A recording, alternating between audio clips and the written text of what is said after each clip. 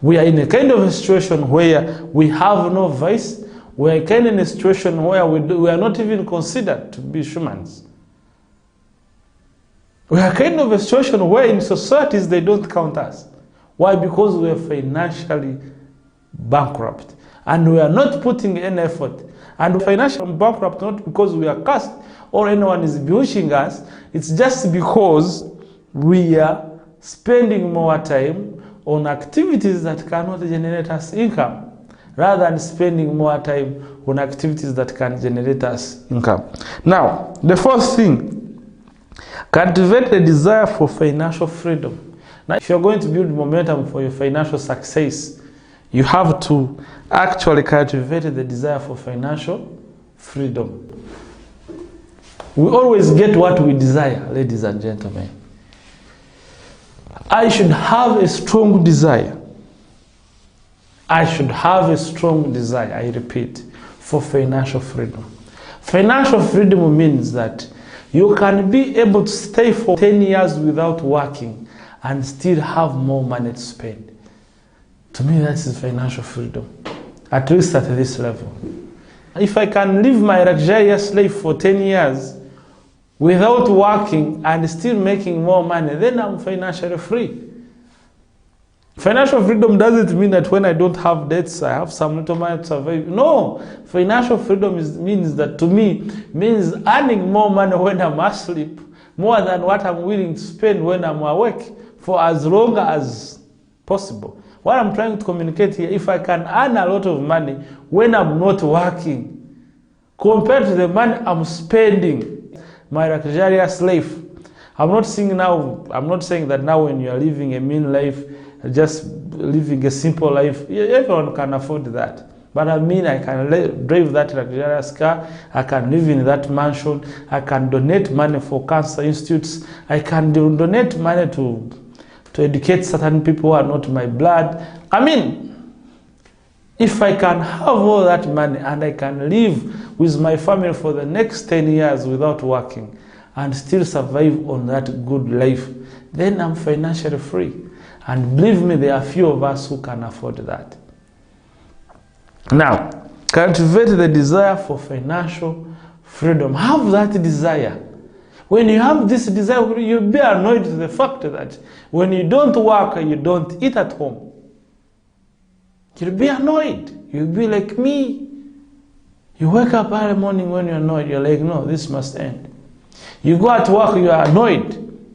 You're like, this must end. And that anger, you translate it into producing more great goods and services, handling your customers super well, holding them as long as possible, because you need much more money. I think that one makes sense.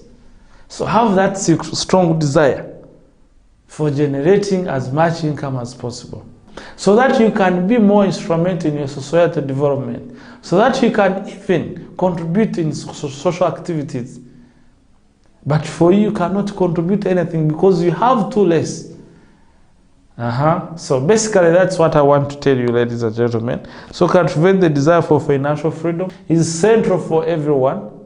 You need to be financially free. I need to be financially free, but I can only do that unless I have deep desire. Now, this strong desire, unshakable desire, will create the energy that is going to build the momentum for financial success. But unless you don't have the desire to live a good life, then it's okay. You'll continue to live a grumbling life, be tossed up and down, be delayed by your bosses at your workplace, and living a funny, stupid life. And you grow up when your grandchildren cannot even visit you because you're too broke. When your children start avoiding your calls because every call means you're asking for money, that is the worst miserable life you can live in. But you can change it right now by having that strong desire for financial success, financial freedom, and before you know it, you'll find your brain will start actually finding a way of creating situations that can get you the financial freedom you want. All you need to have the desire. What we desire is what we get, because desire is very central. We should have worldly desires for our financial success. We should have that child in us that is always desiring for more. Desiring for more has been criticized and criminalized by most religious beliefs, and this one has crippled our ability to accumulate much money as income. You know, pray, God, don't give me too much that will take me away from you. There's no single day when God will ever be happy when you're poor. There is no bigger curse like poverty. When you're waking up early morning and you're not sure what you're going to eat, there's nothing that is dangerous like that. So financial freedom is central. So have a desire to liberate your family. Have a desire to liberate yourself. And that's what we, as money mongers, that's what we ought to do.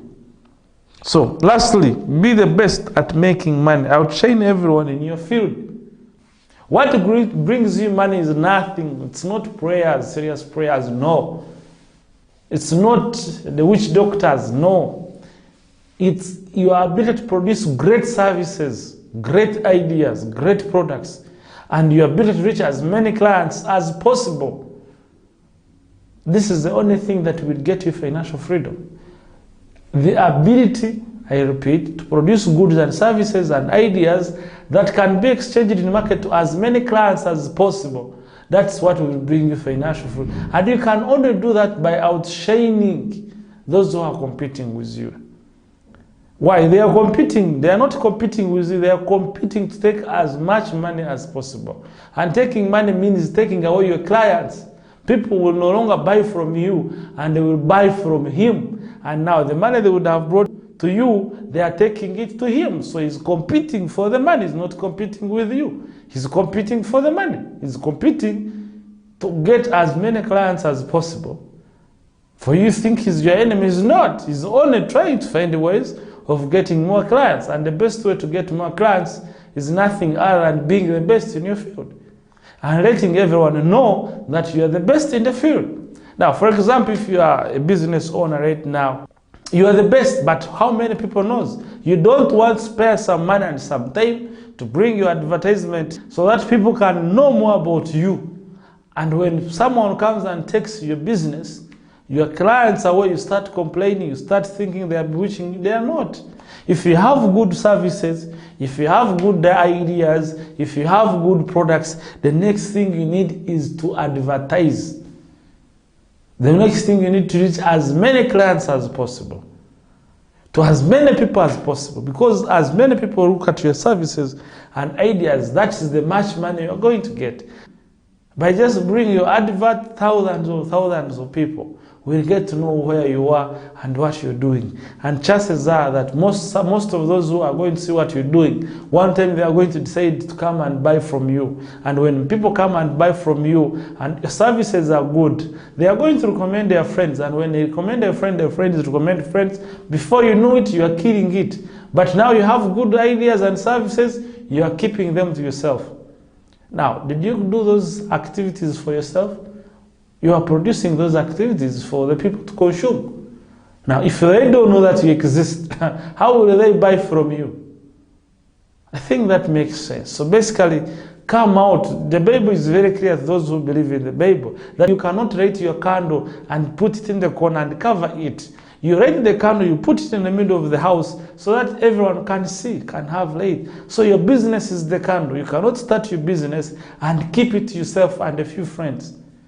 You have to light your candle, you have to start your business and make sure that tens of thousands of Ugandans are able to see it. And you help them to make a decision to buy from you. And that's what we call sales and marketing.